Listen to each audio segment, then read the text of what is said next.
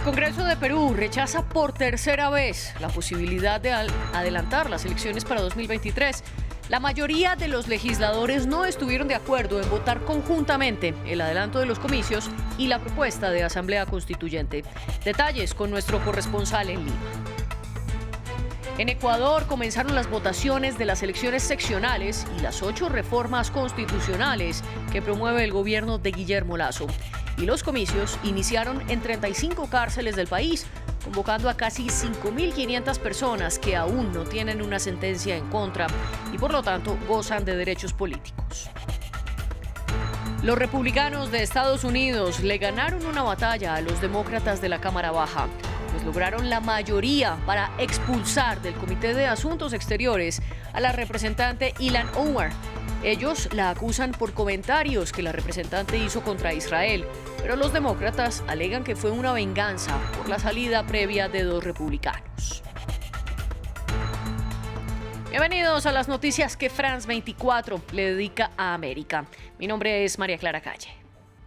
Empezamos en Perú porque el Congreso rechazó el proyecto de ley que promovió el partido izquierdista Perú Libre para adelantar las elecciones generales a julio de 2023 y además realizar una consulta sobre si hacer o no una asamblea constituyente.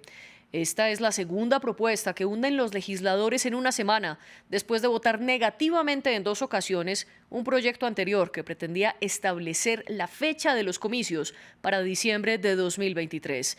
Desde Lima, nuestro corresponsal Francisco Zacarías nos explicó qué opciones le quedan entonces al gobierno de Dina Boluarte para adelantar las elecciones.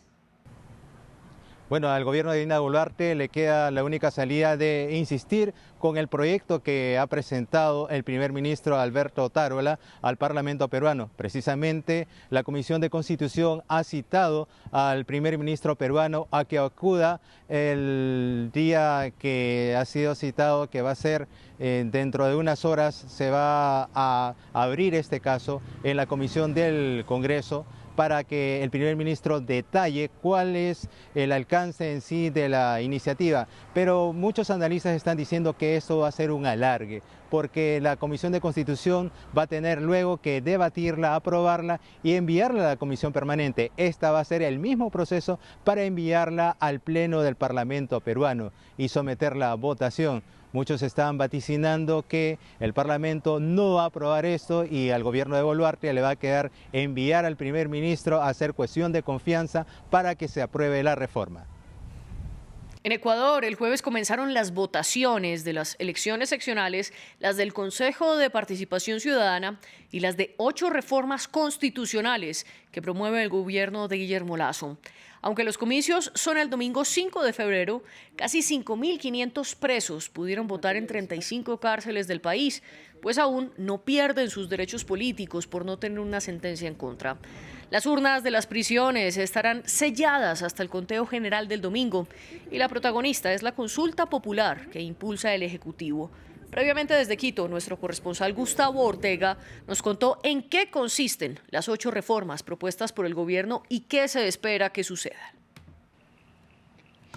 Bueno, el gobierno ha presentado 8 preguntas para una reforma constitucional. Ha pasado todo un proceso luego de calificación por parte de la Corte Constitucional. ¿Pero en qué consiste? Son básicamente 8 preguntas, algunas relacionadas con temas de seguridad, como la extradición, la consulta para que el pueblo ecuatoriano decida si está de acuerdo con la extradición de ecuatorianos inmersos en delitos de narcotráfico, tráfico de armas, trata de personas, para su extradición. Hay otras preguntas también que tienen que ver en cuanto a la autonomía de la Fiscalía. Hay otras también relacionadas con el número de asambleístas, reducir el número de asambleístas. De igual forma, también lo que sería la base fundamental de la reforma constitucional y es también la de reducir las capacidades de selección del Consejo de Participación Ciudadana y Control Social. Es un organismo de control creado, como tú bien lo dijiste, en el año 2008 para la selección de autoridades. Este organismo selecciona 77 autoridades, altos cargos, y el Ejecutivo Nacional Nacional ha insistido que no ha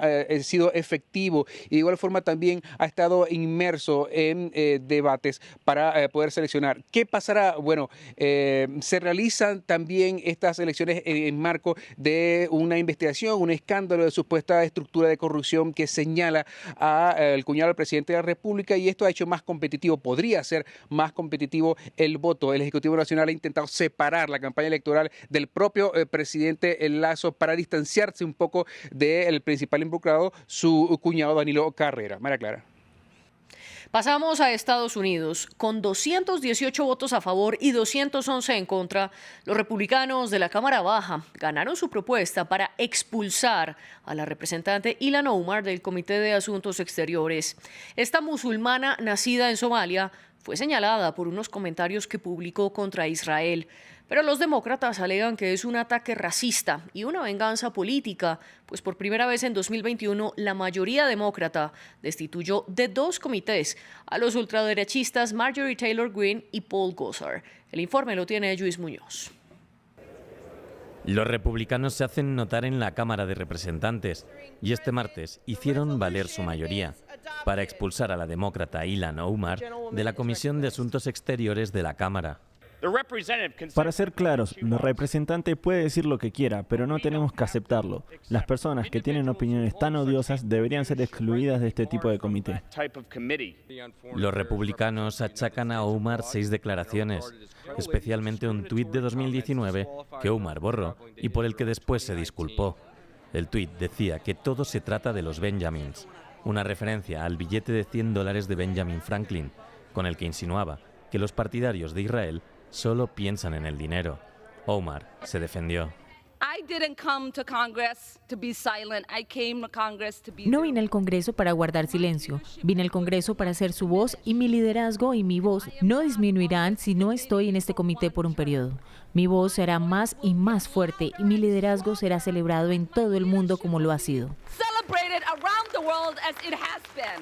La expulsión se suma a la negativa del líder de la mayoría republicana, Kevin McCarthy, a que los demócratas Eric Swalwell y Adam Schiff hagan parte de la Comisión de Inteligencia. Decisiones vistas como retaliaciones por las expulsiones de los republicanos Marjorie Taylor Greene y Paul Gosar en 2021, cuando los demócratas tenían mayoría por retórica incendiaria.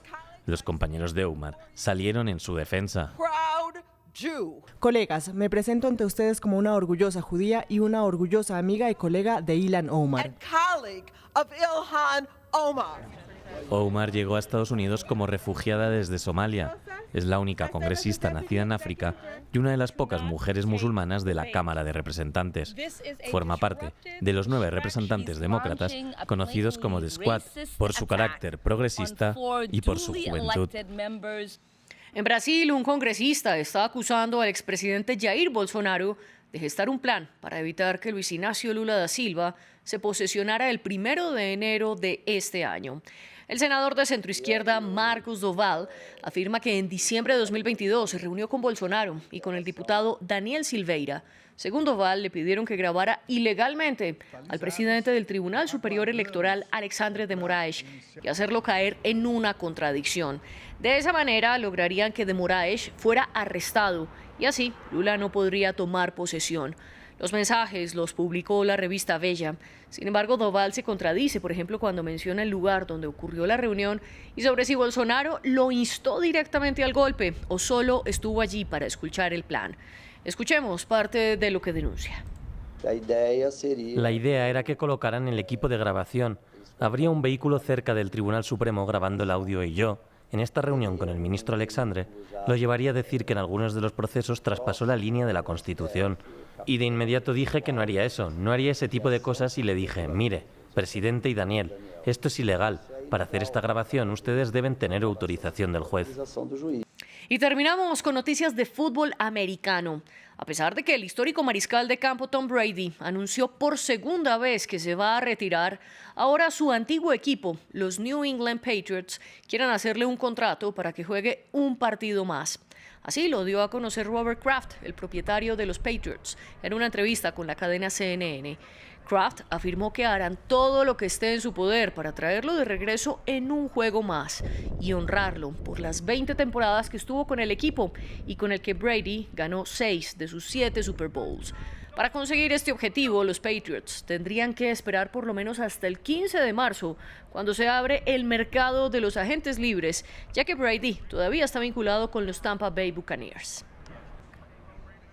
Hasta aquí las noticias, sigan con France 24.